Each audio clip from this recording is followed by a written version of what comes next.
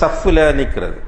ரசூலுல்லாஹி அலைஹி வஸல்லம் அவர்கள் சஃபில் நிற்கிறத பொறுத்தவரையில கடுமையாக வலியுறுத்தியிருக்கிறாங்க. சஃபை நீட்டா வச்சுக்க சொல்லி. அவங்க போய் நின்று உடனே அல்லாஹ் அக்பர்ன்னு கட்ட மாட்டாங்க. இப்போ சில இமாம்களை பார்க்குறோம், திரும்பிய பார்க்க மாட்டாங்க.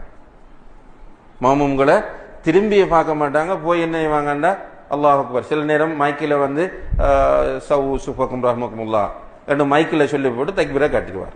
ரசூலுல்லாஹி அலைஹி வஸல்லம் செய்வாங்க என்றால் போய் நின்று அப்படி ஃபுல்லாக சஃபை பார்ப்பாங்க. பார்த்து சஃபில் இடைவெளி நின்றால் இடைவெளியை நிரப்புங்கன்னு சொல்லுவாங்க, சஃபை பூர்ணப்படுத்துங்கள்னு சொல்லுவாங்க.